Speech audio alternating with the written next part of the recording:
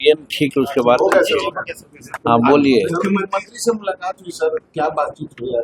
देखिए, माननीय मुख्यमंत्री जी से बहुत पहले से प्रयास कर रहे थे बात करने का। कुछ बहुत बड़ा इशू 2-4-5 थे, उस पर हम लोगों ने डिस्कशन किया और उचित समझा कि अपने राष्ट्रीय अध्यक्ष को भी साथ ले जाएं। तो संतोष कुमार सुमन जी भी साथ थे। सबसे पहला मुद्दा हमारा ये था कि गया में प्रवाहित होने वाली जो फल्गु नदी और निरंजना नदी है वो सूखी है, उसको हम लोग इंद्रपुरी बराज से कैसे पानी लावें, इस पर बहुत बृहद चर्चा हुई और इस पर मुख्यमंत्री बहुत सहमत हुए और बहुत दूर तक आगे काम बढ़ा दिए हैं, ऐसा बोले। हमने उनको सप्लीमेंट किया कि कुछ लोग ये कहते हैं कि इंद्रपुरी बराज में पानी नहीं है, कैसे आएगा। तो 1973 का एक रिहान बांध एग्रीमेंट है, जिसमें गफूर साहब देन चीफ मिनिस्टर थे और फिर उत्तर प्रदेश, मध्य प्रदेश, बिहार और भारत सरकार के बीच में एग्रीमेंट हुआ था, जिसमें 25% पानी हमको मिलना था। आज तक वो 25% पानी नहीं मिला है। इस पर माननीय मुख्यमंत्री जी ने अभी हाल में बात कहा कि झारखंड के मुख्यमंत्री से बात हुई है और हम लोग को जो हिस्सा में पानी मिलता है उसको लाने का प्रयास कर रहे हैं और गया में पानी को फल्गु नदी में डाल करके और गया के समीप से बोध गया तक के हम लोग एक मेरीन ड्राइव बनावेंगे और पानी ले जा करेंगे। इस पर विस्तृत चर्चा हुई। हम धन्यवाद देते हैं कि हमारे सारी बातों से वो सहमत हैं। उनको अवगत हमने कराया कि भारत सरकार के जो जल शक्ति मंत्री हैं उनसे भी हमारी बात हुई है। निरंजना नदी पुनर्जीवित का मामला आया, उससे भी हम लोग चेक कर रहे हैं।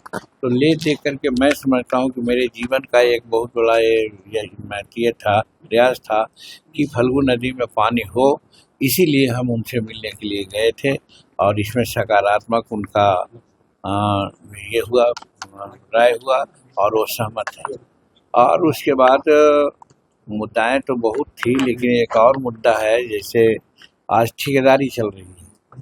ठेकेदारी में होता है कि 25% पीछे और 30% बिलो करके लोग ले लेता है और बाद में एस्टीमेट का पुनर्विजन करता है और अल्टीमेटली पैसा बराबर कर लेता है 10% के आसपास में। ये ऐसा नहीं होना चाहिए, इससे धोखा होता है। दूसरी बात है कि बनावट में, कंस्ट्रक्शन में गड़बड़ियाँ होती है, इसलिए हम मुख्यमंत्री जी को अवगत कराया और मुख्यमंत्री जी इसमें सहमत हैं और उन्होंने कहा कि हम पहले ही ऐसा काम कर चुके हैं कि अब हम उन लोगों को कह दिया है कि ठीक है, अगर 10-20% 25% बिलो आप जाते हैं तो हम रिवीजन किसी भी परिस्थिति में नहीं करेंगे। अगर ऐसा होता है तो स्वाभाविक है कि लोग 20% और 25% नीचे नहीं जाएगा।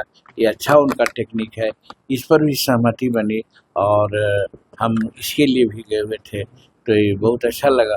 फिर हम लोगों की बात थी कि राज्य कर्मचारी सफाई कर्मचारी आयोग का गठन का भी मामला पर हमने उनसे डिस्कशन किया है। उसका गठन सैद्धांतिक रूप में हो गया है, लेकिन चेयरमैन सदस्य की बात नहीं हुई है। उसमें उनसे बात हमारी हुई, उस पर भी उन्होंने ये किया है कि बहुत जल्दी ही हम लोग इस पर करेंगे, जिसमें हमारे राष्ट्रीय अध्यक्ष से भी वो चर्चा करेंगे, क्योंकि सामने थे वो, तो उनसे कंसल्ट करके वो बात कर लेंगे। फिर ये भी बात चली कि जो हमारे एमएलए जीते हुए हैं प्रखंडों में, तो विश्वोत्तरी का अध्यक्ष उनको होना चाहिए, ये नियम है। लेकिन अभी जो हुआ है उसमें हमारे प्रखंड अध्यक्ष बहुत कम ही प्रखंड अध्यक्ष बने हैं जिला विश्वोत्तरी का। इस पर एकदम विधिवत कानून बनना चाहिए कि भाई जहाँ का एमएलए जीता हुआ है वहाँ प्रखंड का अध्यक्ष उसी को बनाना चाहिए। इस पर भी उन्होंने सहमति जाहिर की है कि ऐसा सुधार करेंगे हम लोग। तो यही सारी बातें थी जिस पर हम लोग चर्चा किया, बात किया और हम धन्यवाद देते हैं कि सारी बातों पर सहमति जताई है और इस पर जरूर आगे कार्रवाई। देखिए तेजस्वी जी को कानून व्यवस्था पर बात करने का कोई हक नहीं है, इसलिए पहले भी कहता था, आज दोहराता हूँ कि यहाँ घटनाएं कुछ होती है, इसमें कोई शक नहीं, लेकिन त्वरित कार्रवाई होती है। और आप देखें कि इनकाउंटर हो रहा है, लंगड़ा काउंटर हो रहा है, इससे यहाँ के जो अपराधी हैं उनमें एक दहशत हुई है। और तेजस्वी प्रसाद जी याद करें, श्री के राज में जब कुछ होता था तो क्रिमिनल को अपने एक अन्य मार्ग में बुलाते थे और जो बेचारा विक्टिम था उसके बीच में कम करते थे।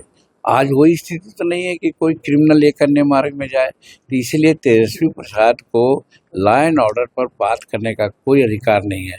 14 करोड़ जनसंख्या हमारी है, घटनाएं होती हैं, हो रही हैं, लेकिन देखा जा रहा है कि यहाँ का पुलिस प्रशासन इतना सक्षम है कि तुरंत कार्रवाई करती है। यहाँ तक कि इनकाउंटर का आदेश दे दिया गया है, हाफ इनकाउंटर का आदेश दे दिया गया है।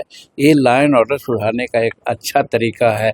हम समझते हैं कि जो क्रिमिनल हैं जरूर डरेंगे और बिहार छोड़ करके भागे। यादव समाज को कह रहे हैं कि टारगेट किया जा रहा है। यादव मेरा कहते हैं कि हम मुसहर समाज के हैं, हमारे लोग चोरी करेंगे, हम मर जाएंगे, हमको लोग मार देगा तो वो हम कहेंगे कि हमारे मुसहर समाज को लोग मार दिया। जो चोरी करेगा, जो क्रिमिनल है वो मारा जाएगा। क्रिमिनल का कोई जात नहीं होता है। और एक बार पुनः मान लीजिए, हम नहीं, एनसीआर का रिपोर्ट है कि आज जेलों में संख्या किसकी ज़्यादा है। आज जितने कार्रवाइयाँ हो रही हैं schedule caste schedule tribes act का, उस पर मुकदमा किस पर ज़्यादा है। उसी तरह से मर्डर में, उसी तरह से और सब लैंड ग्रैब में किसकी संख्या ज़्यादा है वो स्पष्ट एनसीआर ने कहा है। उसी के आधार पर हम कह सकते हैं कि उसमें जो राजद के कार्यकर्ता विशेष करके हैं उन लोगों का हाथ रहता है। तो इसलिए उनको कम से कम अपने में सुधार लाना चाहिए, किसी प्रकार का रिएक्शन नहीं कर करके सुधार लाना चाहिए। और नहीं सुधारेंगे तो सम्राट चौधरी जी का तो स्पष्ट बात है कि क्रिमिनल लोग क्राइम छोड़ दे और नहीं तो बिहार छोड़ दे, ये स्पष्ट बात है।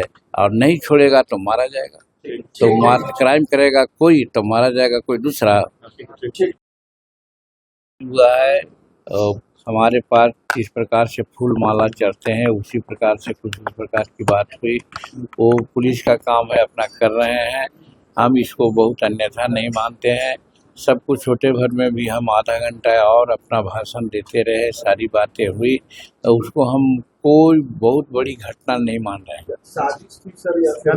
कुछ नहीं, ये पुलिस समझे कि क्या है और क्या ना है, पुलिस अपना कार्रवाई कर रही है। अच्छा सर, जिस तरीके से अब एमएलसी चुनाव को लेकर के भी सर डेटे जो है वो ऐलान कर दिए गए सर, आप लोग सर मांग कीजिएगा सिर्फ से ज़्यादा डेट ऐलान हुआ है। देखिए, मांग तो बहुत पहले से हमारी है कि भाई हम 5 विधायक हैं, एक एमएलसी भी हैं, मंत्री भी हैं, भारत सरकार में हैं। और जहाँ तक कार्यकर्ताओं का सवाल है, किसी भी पार्टी से हमारे कार्यकर्ता सभी जिलों में कमज़ोर नहीं हैं।